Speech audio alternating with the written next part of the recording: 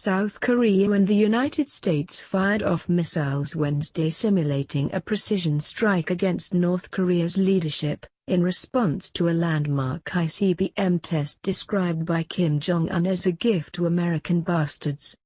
Tuesday's launch, acknowledged as an ICBM by Washington, marked a milestone in Pyongyang's decades-long drive for the capability to threaten the U.S. mainland with a nuclear strike, and poses a stark foreign policy challenge for Donald Trump.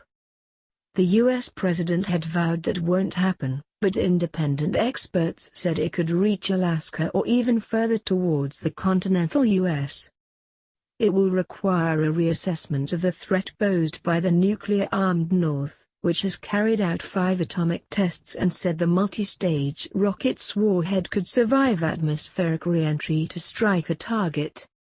Amid international condemnation of the test, South Korean and U.S. military forces launched short-range ballistic missiles of their own less than 24 hours afterwards from the peninsula into the Sea of Japan.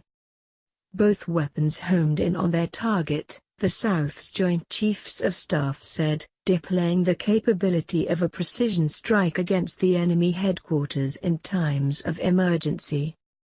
The South's new President Moon Jae-in, who backs engagement with Pyongyang to bring it to the negotiating table, said the North's serious provocation required us to react with more than just a statement. U.S. General Vincent Brooks, the Combined Forces commander in South Korea, said, "Self-restraint, which is a choice, is all that separates armistice and war. As this alliance missile live fire shows, we are able to change our choice when so ordered by our alliance national leaders." The two countries are in a security alliance, with 28,500 U.S. troops stationed in the south to protect it. Their language is likely to infuriate Pyongyang, which says it needs nuclear weapons to defend itself against the threat of invasion and has been subjected to multiple sets of UN sanctions over its atomic and missile programs. The launches came hours after a joint appeal by the presidents of China and Russia for all sides to exercise restraint and ease tensions. Disagreement on how best to respond will complicate discussions at the UN, where the Security Council was due to meet in emergency session later Wednesday after Secretary-General Antonio Guterres condemned the North's launch as a dangerous escalation. New escalation. After personally overseeing the test, the North's leader Kim Jong-un said American bastards would be not very happy with this gift sent on the July 4th anniversary, the official Korean Central News Agency reported. Breaking into peals of laughter, KCNA said.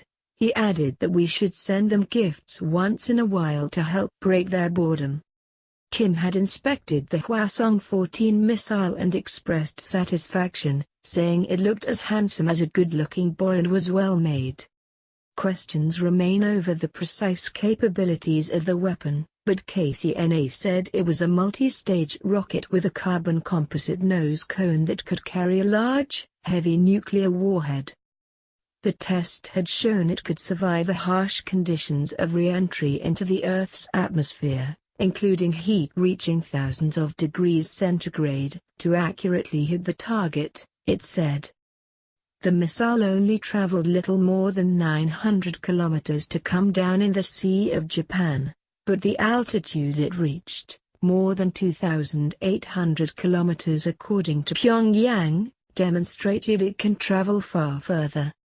South Korea's Defense Minister Han Min-koo put its range at 7,000 to 8,000 kilometers, far enough to put U.S. Pacific Command in Hawaii within reach. U.S. Secretary of State Rex Tillerson strongly condemned the launch, saying, "Testing an ICBM represents a new escalation of the threat to the United States, our allies and partners, the region, and the world."